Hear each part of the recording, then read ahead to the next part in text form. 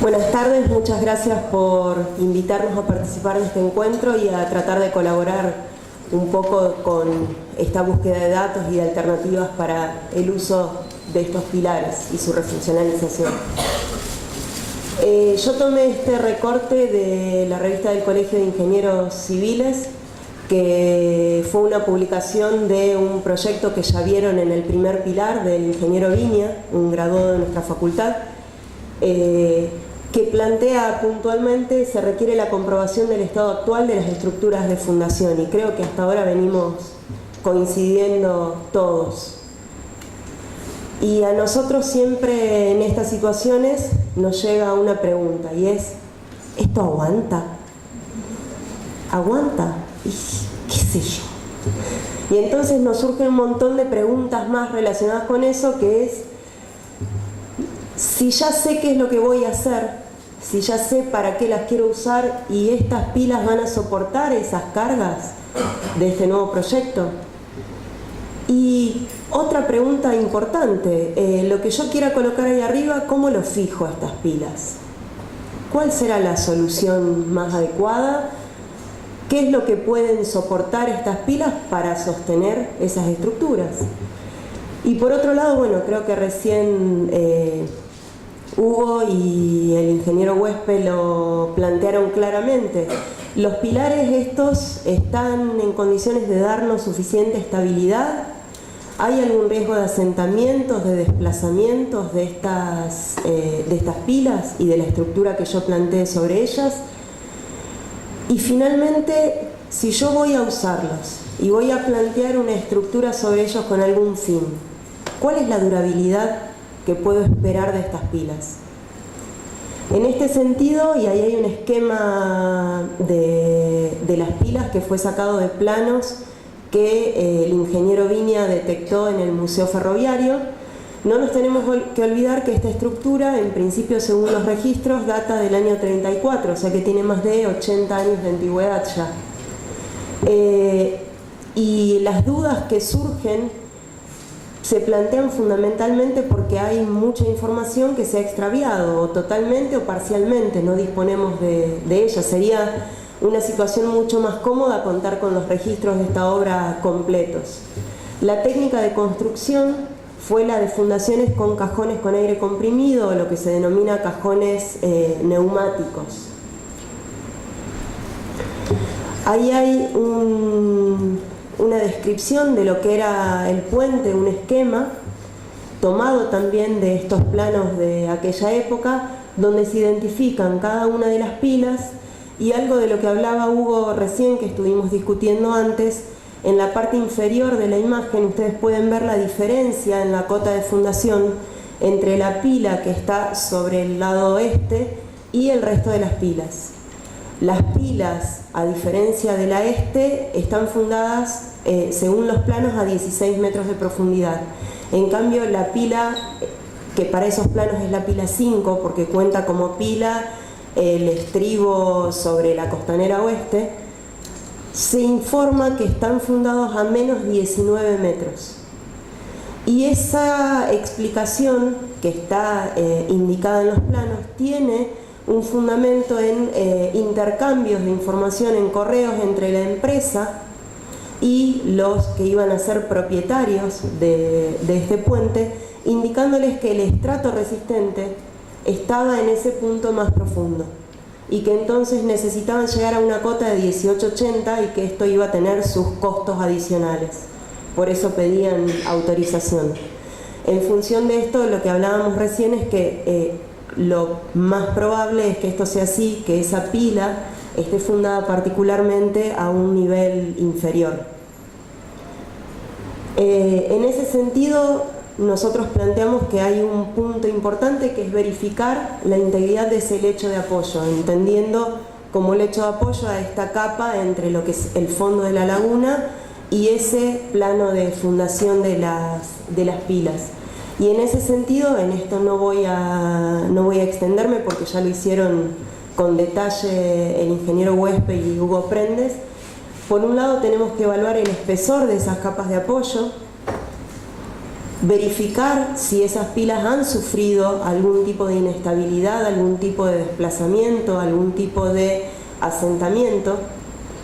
Y acá este es un plano que incluye información de los perfiles del año 1929, 1999 y 2009, que había recopilado el ingeniero Viña en su proyecto, y que si ustedes los miran tienen una geometría muy similar a lo que se mostró recién, con sectores de mayor profundidad, mayor erosión en las zonas cercanas a la pila sobre el extremo este y a la pila sobre el extremo oeste, más allá de las cotas que la Facultad de Ingeniería en Recursos Hídricos ha verificado actualmente. Otra cosa que tenemos que verificar es cuál es la resistencia de ese suelo sobre el que están fundadas las pilas.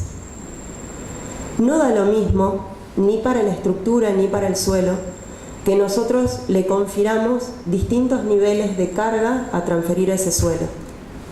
Y en ese sentido, nosotros necesitaríamos datos geotécnicos confiables para poder realizar las estimaciones que correspondan en función de poder decir, bueno, las cargas que pretendo transferir, puedo hacerlo con seguridad o no, y esperando un determinado nivel de deformación en ese suelo.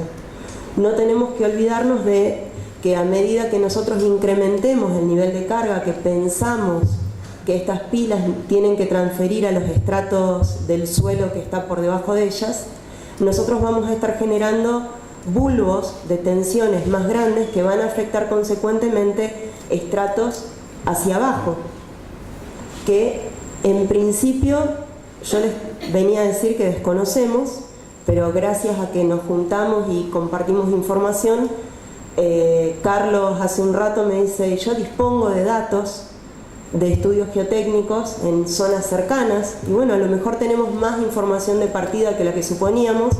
Tendremos que ver si es suficiente, tendremos que ver si hay que completarla, pero por lo menos ya hay algunos datos que nos van a permitir tomar al menos algunas decisiones sobre qué estudios realizar.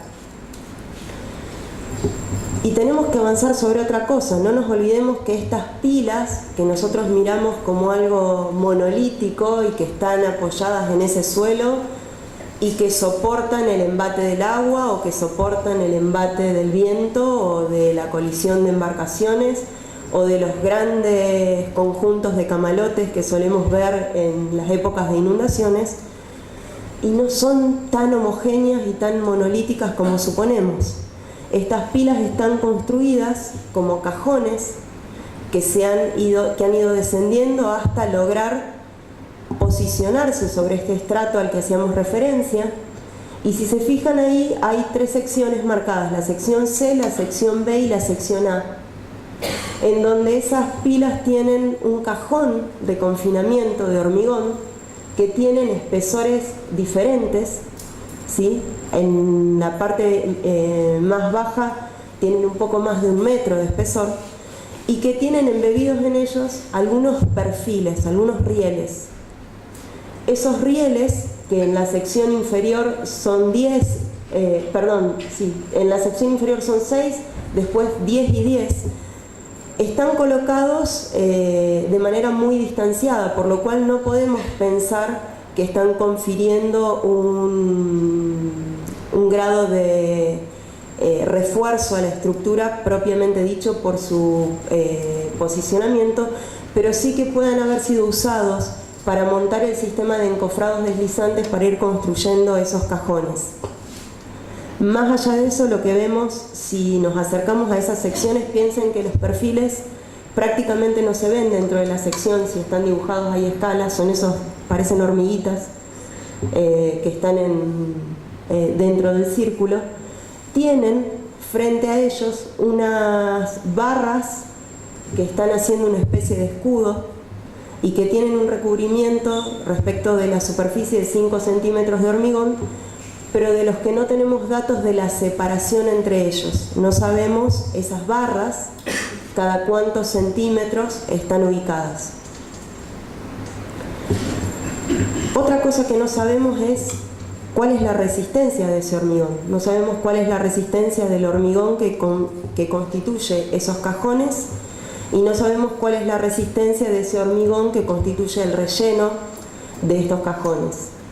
Y a mí me queda una duda puntual, y es que si ustedes se fijan en estos planos no hay ningún detalle de cómo es el cierre superior de la estructura, donde hoy nosotros vemos esos dados. Y si me preguntan, para mí tiene una importancia suprema, porque en principio de ahí me voy a agarrar con lo que vaya a poner, ¿sí? Dicho burdamente, debería saber qué composición tiene, qué resistencia tiene, qué características tiene, para ver si yo puedo soportar una estructura a partir de ahí, y también ver con qué técnicas, cuáles serían las más apropiadas si yo conozco esas características. Y algo más que tenemos que pensar es, bueno, ¿cuál es la durabilidad de esos materiales? Por un lado, pensando en cómo puede ser la afectación desde el punto de vista resistente a futuro. Por otro lado, pensando cómo es la afectación en términos de la durabilidad. Y en esto voy a repetir una vez más algo que dijo Hugo: hay que mirar qué pasa por abajo del pelo de agua. Todo eso le podría pasar a un hormigón, no quiere decir que le vaya a pasar a este, ¿sí? Hay condiciones que no se podrían dar, pero en principio, de una vista más cercana de las pilas, yo veo que hay desprendimientos. Deberíamos ver de qué magnitud, cuánto compromete en relación al espesor de esos cajones. Veo que hay acción biológica, vemos evidencias de algunos procesos erosivos. Deberíamos ver si hay fisuración o no y qué implicancia tiene. Deberíamos ver si hay procesos de carbonatación y si eso puede haber motivado procesos de corrosión en estas barras que mencionábamos que estaban frente a los perfiles o en los perfiles mismos. Y a modo de conclusión, para terminar, lo que nosotros consideramos es que hay que analizar los parámetros que determinen la interacción de estas estructuras con el medio circundante, el agua, el suelo. Hay que evaluar estas estructuras en función de su estabilidad general. Hay que evaluarlas en sí como elementos estructurales, como elementos resistentes. Y hay que definir si existen procesos de degradación incipientes o activos que puedan evidenciar alguna falla a futuro en la estructura, o que nos permitan definir qué acciones nosotros podemos tomar para minimizar esos procesos de deterioro a futuro y que la vida útil de aquello que queramos construir sea la mayor posible.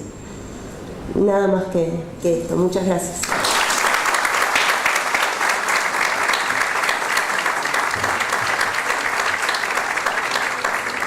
Aprovechamos ahora el fin de este bloque para hacer un pequeño break. Rogamos que sea muy breve, de apenas 5 minutos.